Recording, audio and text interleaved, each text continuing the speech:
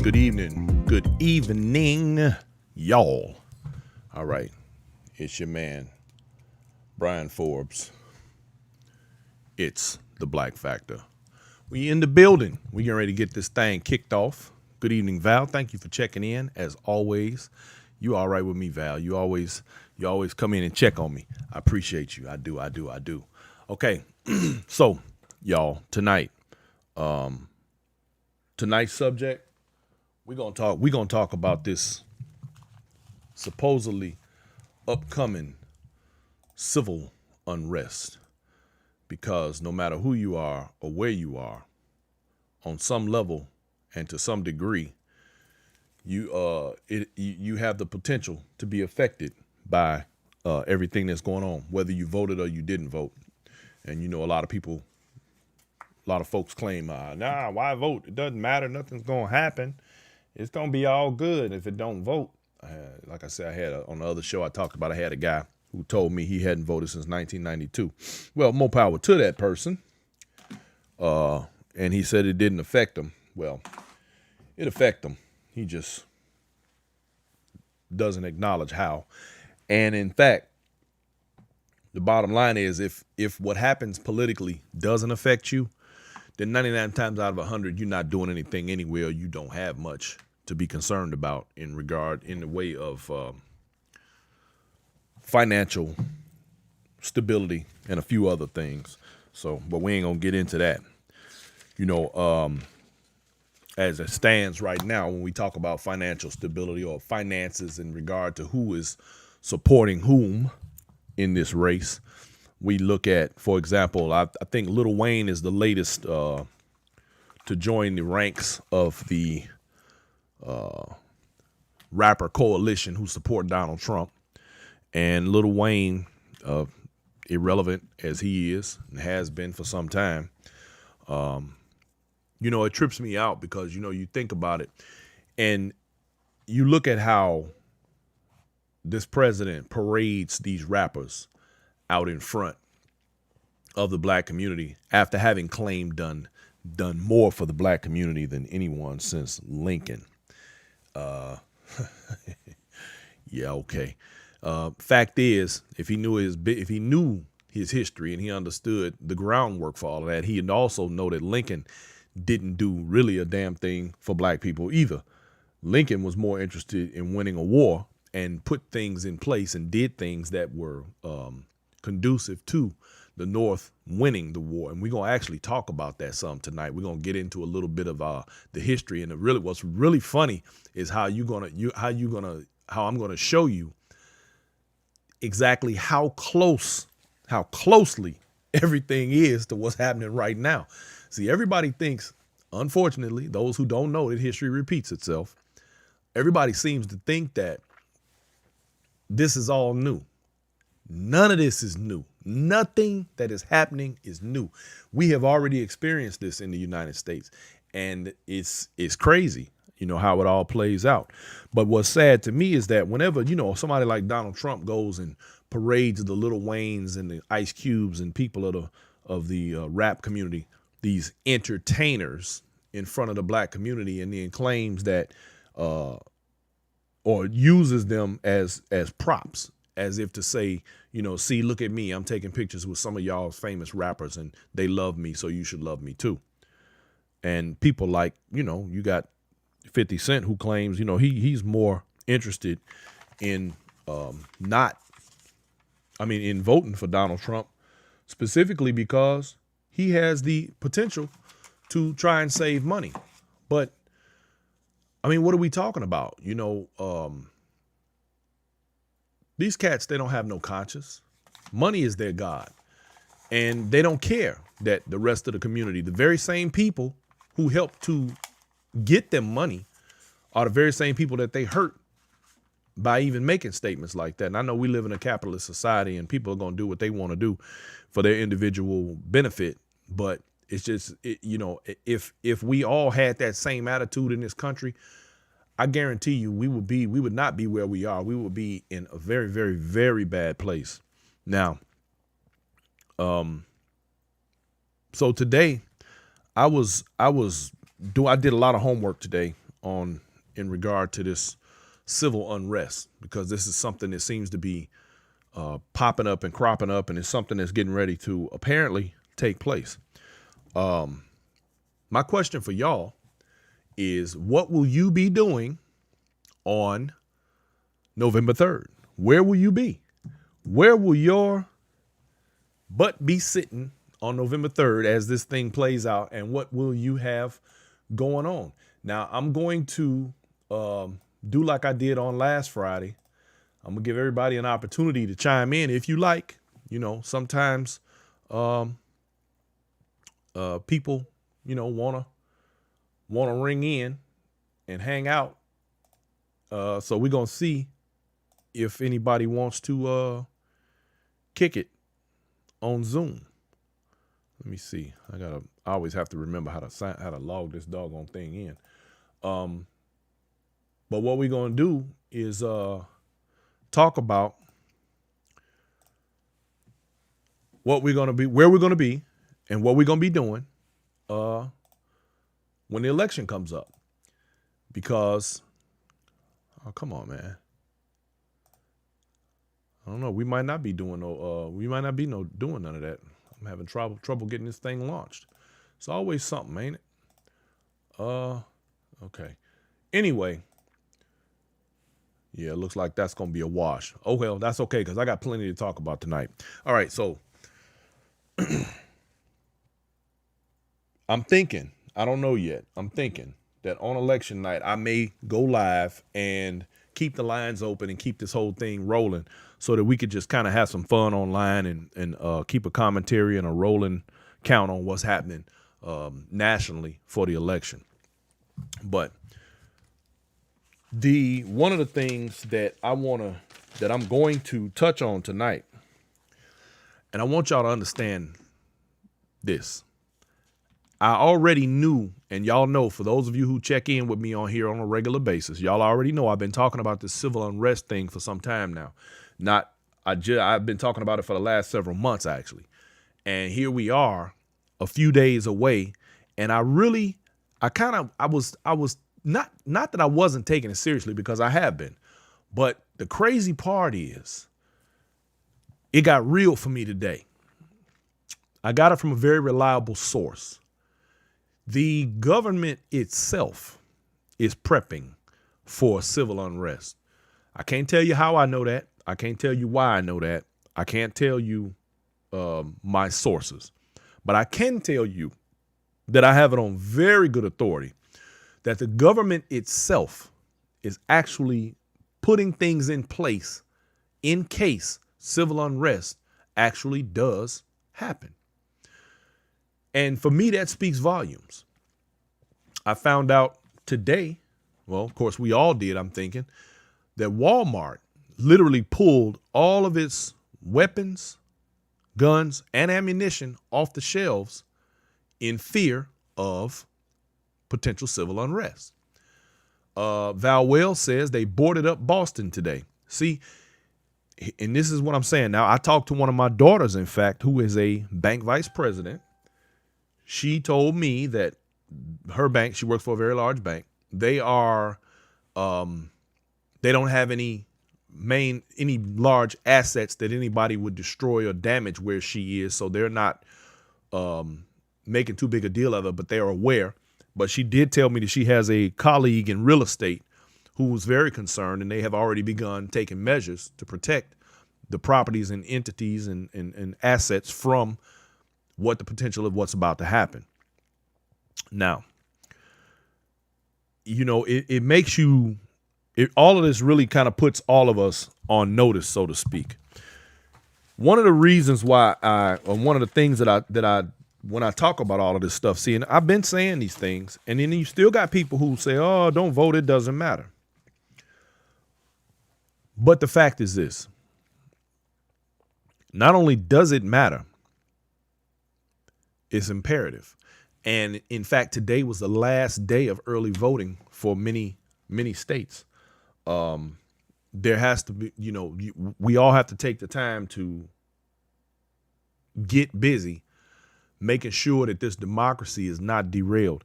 We literally are in a period of time where one individual has been able to upend a couple of 100 years worth of work almost single-handedly. It is the most amazing thing I think I've ever seen. But it goes to show you how frail democracy really is. Now, so today I looked into a few of the militias, if you will, or some of these organizations that claim that they're going to be the ones that begin to cause a lot of this unrest. Now, I was told that there will be unrest regardless of win, lose, or draw. They don't care one way or the other, because one thing we have to remember, and this is something I think that a lot of people overlook, is when we start talking about civil unrest, a lot of times people talk about and they think more about it being a racial scenario. And in this case, it's really not a racial scenario. We're talking about the difference between people who view the government as a good thing and people who view the government as a bad thing. It's anti-government more than it is racial. However, the fact that the government still co-sponsors a lot of discrimination, systemic racism, and some of the other isms that we have to deal with on a daily basis, they are in part responsible for the things that are about to take place. Because there could have been laws placed on the books many, many years ago. There could have been things done many, many years ago to curtail these types of behaviors and these types of organizations that would keep the rest of America safe. But these things haven't been done, and they haven't been done for reasons. Now, people try to, maybe they just overlooked it. Nope, they haven't overlooked anything. They know exactly what they're doing. And that's the part that annoys me. But then that's the part that makes me sometimes agree with the people who say it doesn't matter if we vote, they're not going to do anything for us. And I think we all understand what I say what I mean when I say us. Now, a lot of these organizations that intend to create the most chaos, and I just found this out recently. Not really found it out, but it's just kind of like one of those things, you realize most of these organizations are in the Midwest, not the South. Michigan, Indiana, Wisconsin, Ohio, a lot of them are right there in the Midwest. New York, Pennsylvania. These organizations are all itching to create chaos. And in creating chaos, they intend to make attempts at, I'm guessing, somehow hold hostage or overthrow the government. Now, my personal take on what I have seen so far is that I do believe that there will be civil unrest. Now, I use the term unrest because I refuse to use the term war.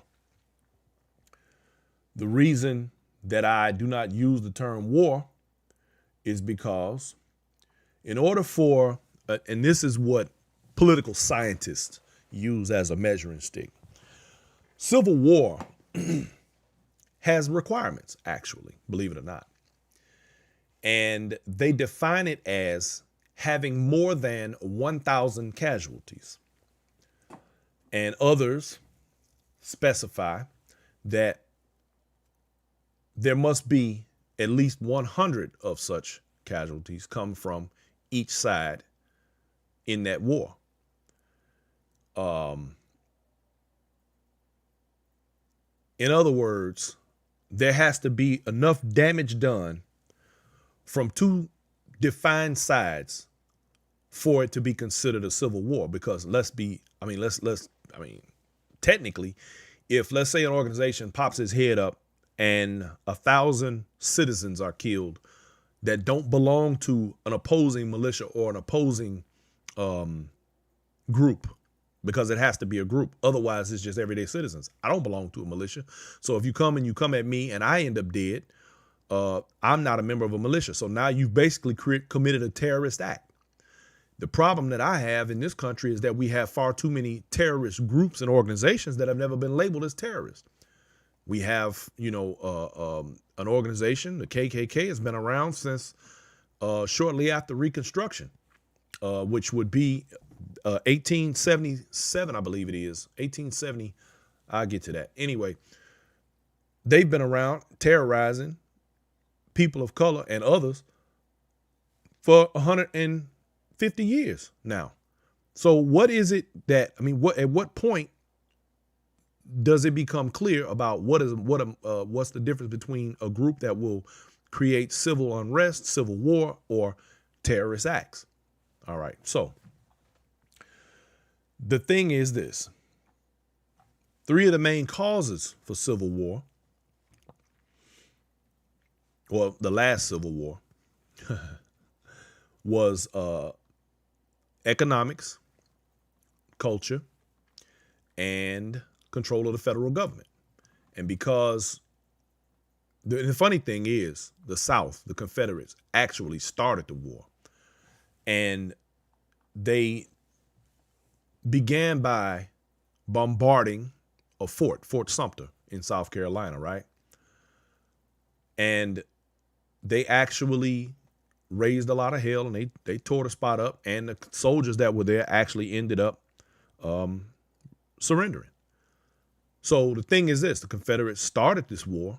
They were outnumbered, outfinanced, outgunned, out everything, outmanned, and eventually they ended up 4-year war. Took 4 years, 1861, 1865, and they got their ass kicked. So, but here's the difference. There was a clear set of understandings. During that civil war, civil unrest, they literally started a war. Why? Because one thing they had that these groups that we're dealing with now don't have, they seceded from the Union, these southern states, and in doing so, decided that they were going to go to war with the states that they were against. And they literally started a war. They had a standing army. These militias cannot be considered a standing army. There are not enough of them. Although I'm sure they would have many recruits as time would pass in doing so, but so would an opposing side. Now, I think what a lot of them are counting on is the fact that they are organized and they have trained together and that sort of thing. And so they feel like, here we are, we're going to do as we please. And that's all good, except the difference between then and now. Well, first of all, they don't have the kind of organization, let's say army. They have militias. They are a group, and there may be a few hundred of them and a few thousand in one group, and a couple of that got chapters across the country and that kind of thing. But there's still not enough of them to make a dent in anything that will be considered war. They just don't have it like that. Then you have the purpose. What is the purpose of the civil unrest? What exactly do they intend to accomplish? Because most groups or people who decide to take on something that monumental should have an agenda. And what exactly is that agenda? Now, let's also remember that if something like that, and this is where we get into our current scenario, if something like this were to jump off, if they decide to create civil unrest, see, this is one of the things is that I think everybody should be prepared. Prepare for the worst, hope for the best. But I also know that right now, I have it on very good authority, the majority of the governors throughout the United States have all begun to prepare for civil unrest. They have called in their National Guard. They have called in their own standby. They're actually waiting for this thing to happen. So here's the problem with these groups or individuals who decide that they want to create civil unrest. You have to first fight the National Guard. None of us technically have to get involved in that skirmish. The problem, though, is that I think that there will be a few civilian casualties, because there are going to be people out here who are going to be on some random willy-nilly kill everything moving type behaviors. I hope that that doesn't happen. I hope that I'm wrong, but this is where we are. And this is what I consider people's belief systems gone haywire. Now, let's talk about belief systems going haywire. This is how cults and things like that begin to happen. A lot of people, if you do your history and you start talking about things like the Spanish Inquisition was when they went around looking for witches and heretics. Never found any, I don't think. They just went around looking for them, and they made people confess, and they tortured people and did all sorts of other things to them as a way of the culture, because their belief system led them to say that these things are taking place and we have to do something about it. So now here we are in a time where, you have these organizations, the Oath Keepers, the Three Percenters, the Proud Boys, the Boogie Boys.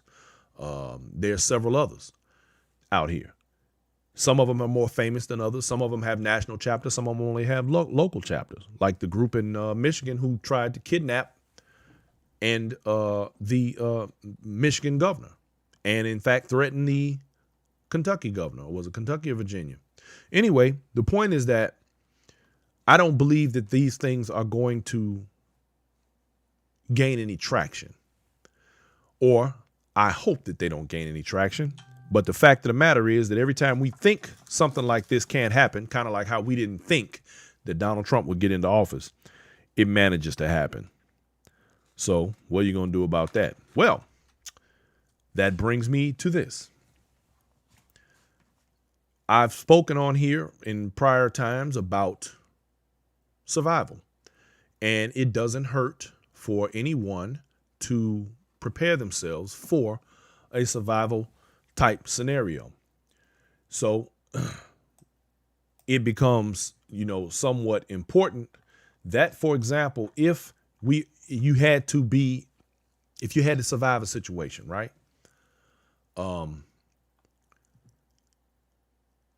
Albert Farrar says someone is funding and organizing them here and all over the world. Well, I agree with that. There is fund. They are sometimes being funded and organized, but I would be very surprised if they made any sort of a real stand. And I only say that because I happen to know for a fact, not only do I feel it, but for a fact that people in this world, not just this country, but in this world, have a higher calling of responsibility to humankind. And I just don't think that everyone is that hungry for change on that level. Now, I could be wrong. I hope I'm wrong. I say a lot of things on here that I hope I'm wrong about, and I hope that that's one of them. But let's say you got put into a situation and any of us had to survive it, right? There are 4 main categories, and it's called survival rule of 3s. Now, I'm putting this out there just for a few of y'all so you understand, because we talked about survival on here before. And these 3s are the 3 things that the human body needs to survive, or these are the things that the human body needs to survive no matter what situation it's in. Number 1, you need air.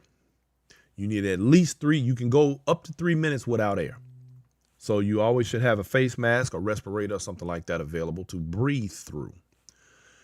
Shelter. You can survive up to 3 hours without shelter in even very harsh environments. So try to have yourself a tent, or if nothing else, one of those plastic tarps, something to keep the elements off of you. Water. You can survive up to 3 days without water. So you need to make sure you have a solution for carrying water if you have to move around, or at least to filter water. And there's a lot of good YouTube videos out there for stuff like this that actually can teach you how to take water and filter it and actually make it drinkable if you have a water source that is not necessarily pure. Then you have to worry about food. You can survive up to 3 weeks without food, but keep in mind that you can have certain things in your possession that will make it easy for you, and you can fish, if nothing else. You can find a body of water with fish in it. You can use the most rudimentary of things, fishing line, a hook, and some kind of bait, and you can eat.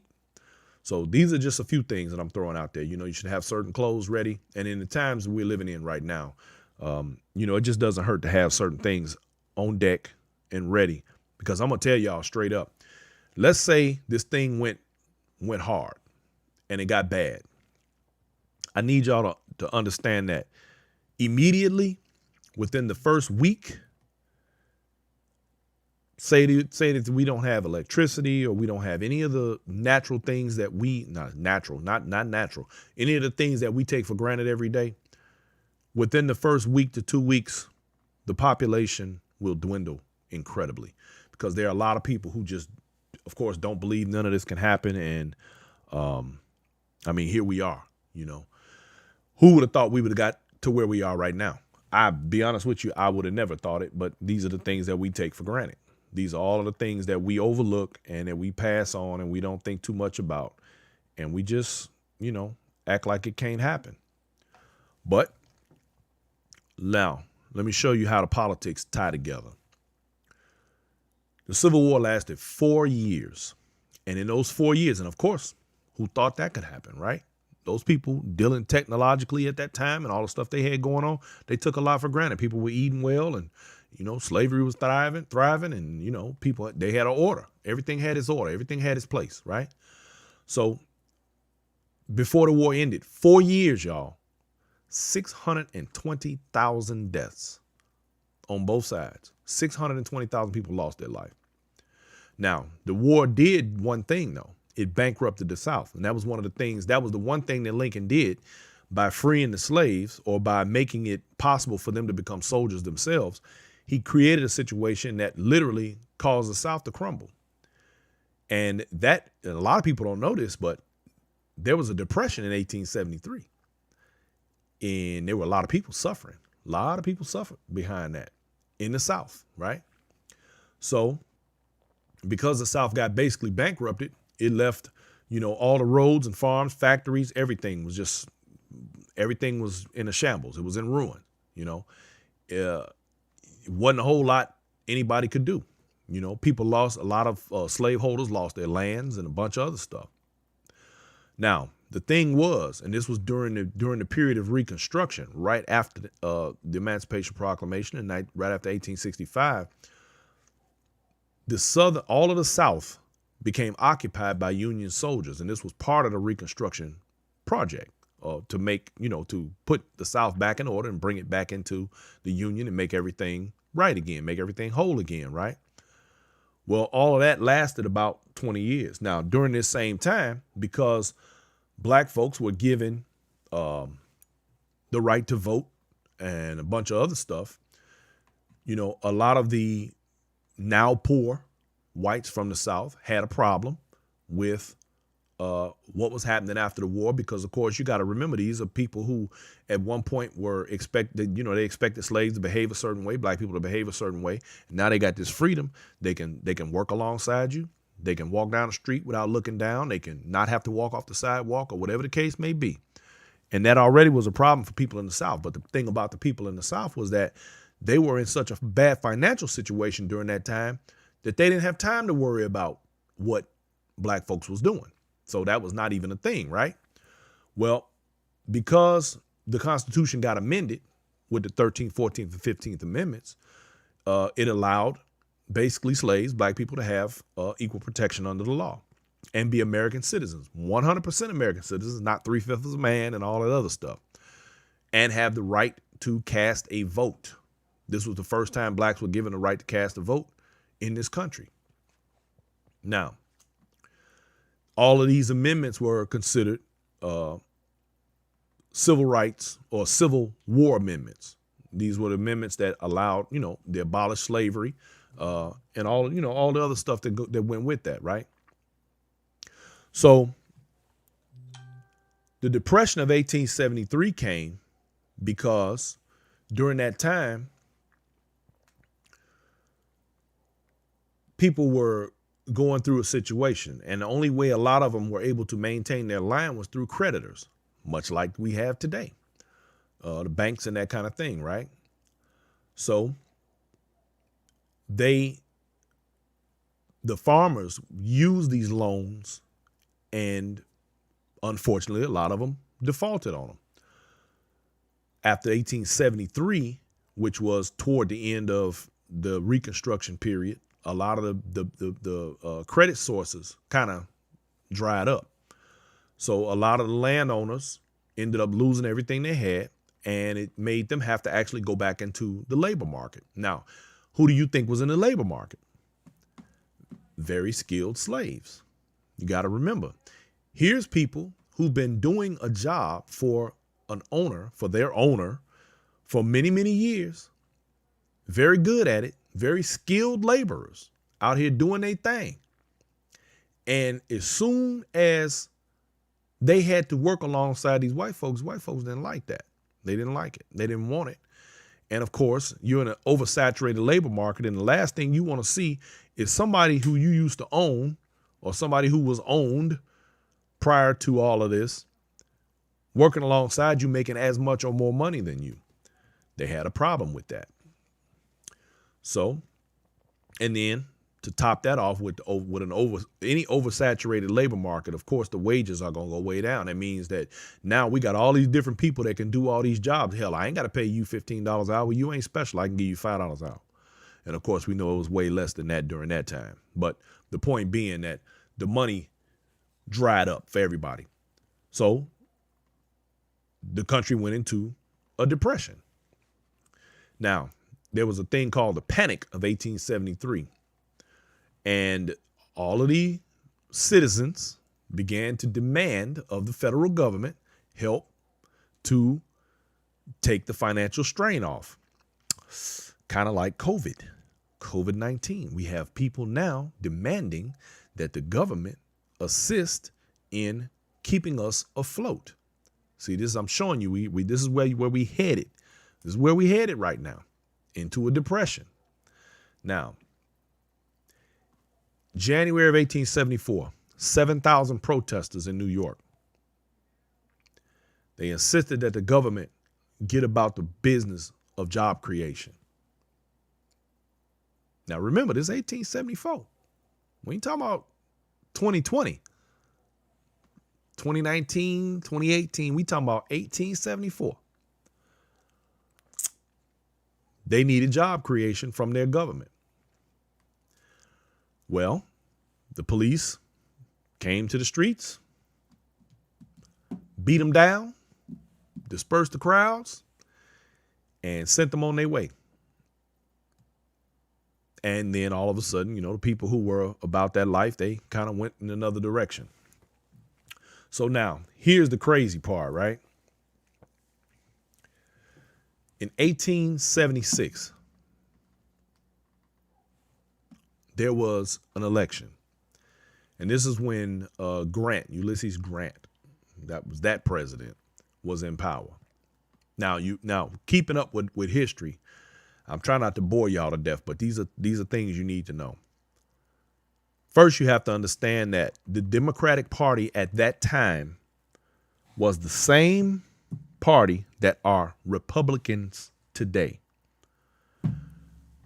People get that confused because when you hear these politicians with their disingenuous lies say that the Democratic Party is the ones that messed it up for black people historically, they don't tell you that there was a shift in ideology later on in the 1900s, and this is not the truth.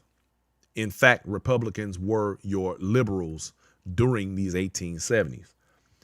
A lot of people don't know Dr. Martin Luther King himself was a Republican, registered Republican. All right. So this election came, right? And this is when Hayes got elected. Well, there were 3 states.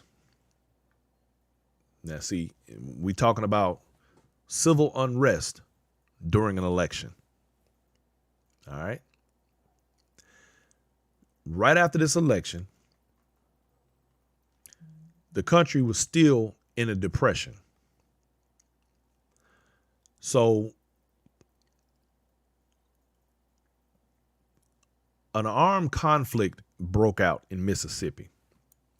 And the federal government, now this is right after the election.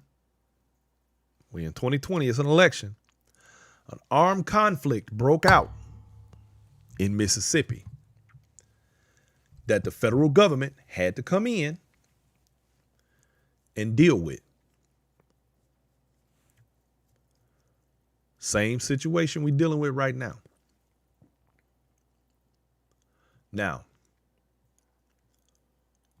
when Hayes ran for president, he won, but Florida, Louisiana, and South Carolina, all three states that were a part of the Confederacy, that were still basically run by Confederates, full of corruption, full of election fraud and turmoil. That sound familiar? Well, these three states had a problem with their vote counts and that kind of thing. So there was not a concession to Hayes to have won the race. So they were waiting on, trying to get the disputed returns from Florida, Louisiana, and South Carolina. Disputed returns from these three states. Who do we know who has been talking about disputing the returns of the election coming up? Sound familiar? This is 1876, y'all. Now, the whole outcome of this particular race depended on these three states, Confederate states, corrupted states. Now, Reconstruction kind of took a back seat to all of this. So there was a private meeting between the Republicans and the Democrats. They sat down behind closed doors to discuss all the voter fraud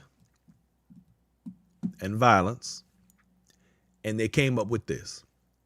They said, we will not contest Hayes winning this election if you remove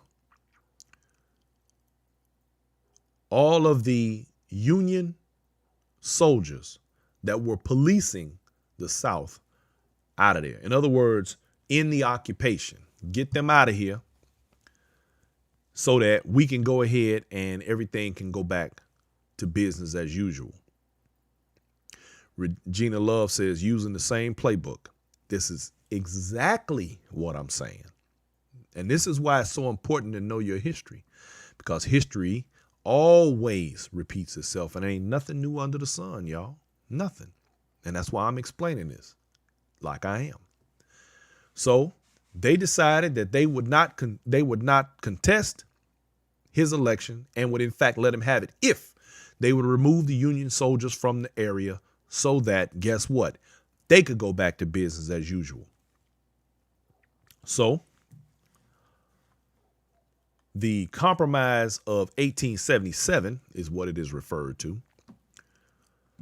They allowed Hayes to be inaugurated. The remaining troops were removed, and the Southern Democrats went right back to power, no longer worrying about whether or not the Union troops was going to get them for doing for any wrongdoing. In other words, they went back to the violence and intimidation of black voters. They went back to business as usual in the South.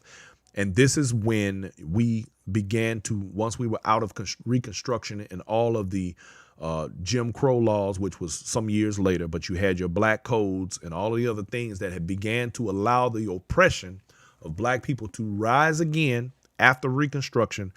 This is how it all took place. Now, here we are in 2020. We have a president who insists on causing problems with an election, which he has been doing. Crybaby in charge.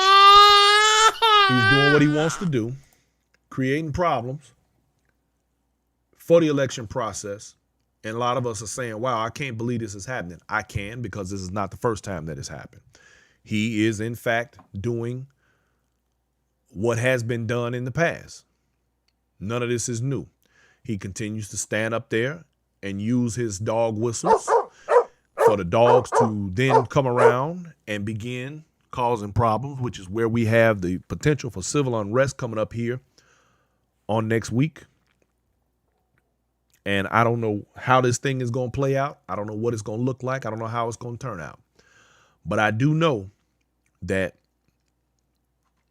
all of us should be aware of where we are, our surroundings, who we're with, and what we need to be doing in order to keep things in order. Because the clown show is leaving town. I guarantee it.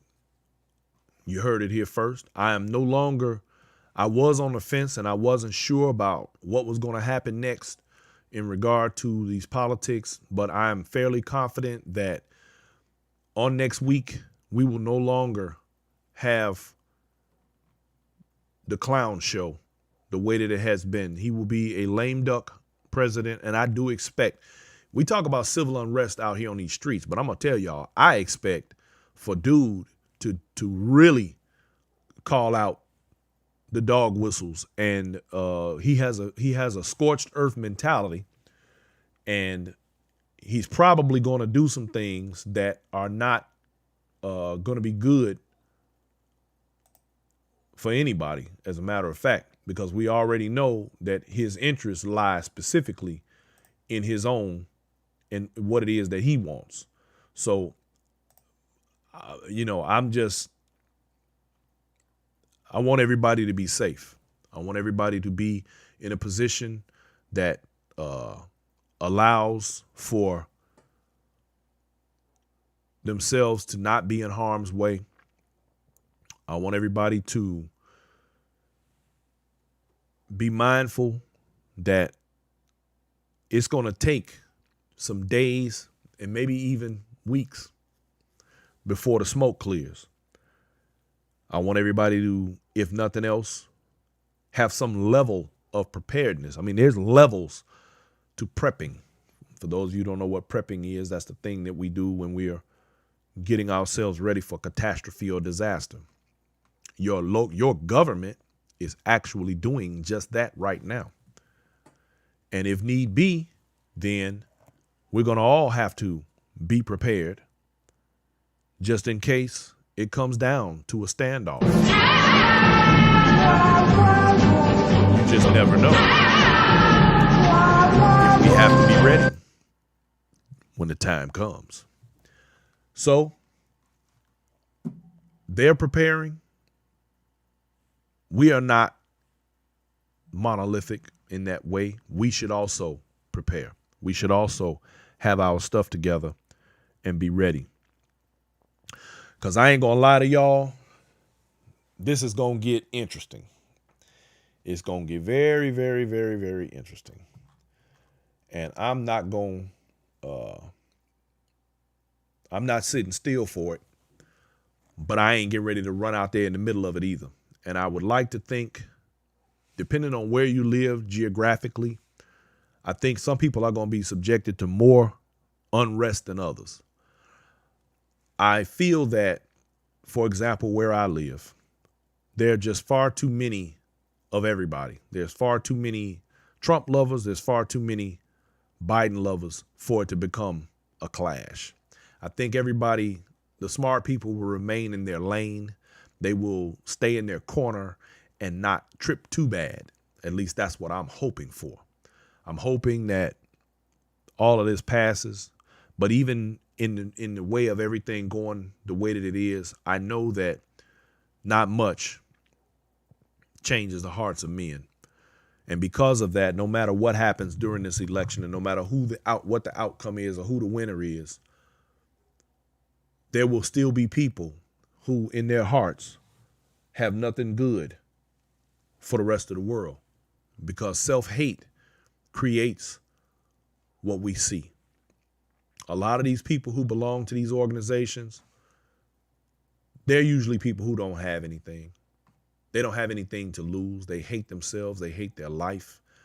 And because they feel the way that they do, they think that the rest of the world sometimes feels the way they do as well. And when they find a kindred spirit, someone who thinks the way they do, they latch on to one another, kind of like a support group, and they throw out these ideas and these wild thoughts, and they want to affect the world. It's kind of like people who say things like, karma. Think about it. How many times have any of us been in a situation where somebody does something, an organization, a job, or whatever the case may be, and somebody do something to us, and we know that there's not much we can do to them? So we say, karma gonna get you. Or we say, I'm gonna pray for you. In other words, or they say, you got to answer to God for that. The reason we even say these things is because we know that if we do something to them, we stand to lose. We stand to lose financially. We stand to lose emotionally, psychologically. We stand to lose in a lot of ways. Or we just flat out don't have the means by which to affect someone who has affected us that way. So we're very careful about the way we go about revenge, if you will. And some people say they don't believe in revenge, but then there are those who do. But at the end of the day, everybody wants some level of restitution to be paid to them for the transgressions that have been levied against them. So they say these different things as a way of saying somebody else is going to get you. It might not be me, but somebody going to get you. And we get caught on that. So when you can't do something to someone that you really want to do something to, you say stuff like, yeah, God will get you. Karma will get you. These type of things. And we hope that somehow, some way, they'll get paid back for their transgression against you. Got to be careful out here, y'all. We got to be more careful. So, ladies and gentlemen, I am not going to keep you all. I am going to call this night put it in the books and call it a night. And I encourage everyone all the time to do your history. Check your facts. Check my facts. Don't believe everything I say. Go look it up for yourself. The information is out there. But also, don't forget to get your copy of The Black Factor right here. bmforbes.com. You can get your copy. We got some good historical things in there that explain some of this stuff, along with a few other aspects. But I want you all to be mindful, like I said earlier, of your surroundings, where you are, who you're with. Keep your head up. Don't get caught slipping out here, depending on where you live, because I do believe that there will be some situations. I don't think they're going to go far. I don't think it's going to last long, but I do think there's going to be some situations. Matter of fact, just today, I was having a conversation with someone, and I found out that I was looking at gun sales over, and the funny part is, what I found out was that there are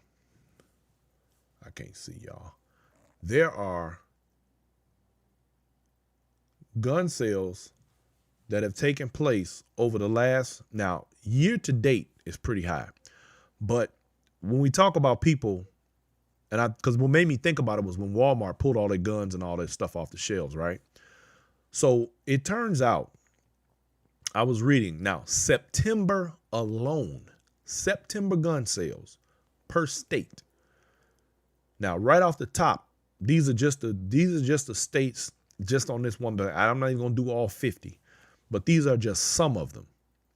Georgia, 72,354. Minnesota, 86,830. Ohio, 76,519. Tennessee, 73,612. Michigan, 101, 789. Utah, 114,600. California, 139,313. Indiana, 203,253. Now, I said all that to say this. The number one state for gun sales for last month, Illinois, 421,030. Now, there is a ammunition shortage, in case y'all didn't know. Right now, it is extremely difficult to put your hands on any rounds for most guns, and 9mm to be specific, 40 cal and some other stuff. It's very difficult to put your hands on a lot of this stuff right now. There are weapon manufacturers that are working overtime right now trying to keep up with the demand, and the demand is so high that people are just really not able to get what they need, which to me speaks volumes about what's really going on out here. So I said all of that to say, if something jump off, don't look for anybody to come save you. You're going to have to save yourself, because that's where we are right now. That's so depressing. Okay, let me stop that. Anyway, let me stop that. So the bottom line, y'all, is that we got to take care of each other. But I'm going to say this to them people out there that want to cause trouble. I ain't scared of you, motherfucker. Just know that. And I know a whole bunch of more folks that ain't either. So, y'all, we're going to get out of here. Don't forget to get your copy of The Black Fact at bmforbes.com. I am Brian Forbes. Don't forget to subscribe, share the live. You can catch me on Twitch, Periscope, YouTube, and, of course, Facebook. And we're going to start shifting more toward Twitch. So, y'all be sure to get yourself a Twitch account, because we're going to be doing a lot more over there. And I want more people to be able to get the message, participate, and play along. And although this was Free Thinker Friday, and I usually have my Zoom up, that is my apologies. I didn't have it together today, but I'll have it together on Tuesday, because I will be live, I believe, for election night. And we're going to have some fun. And in fact, we're going to probably do a couple of giveaways that night. So y'all get ready for that. All right. Ladies and gentlemen, I appreciate you. Thank you very much. And love, peace, and chicken grease. We out.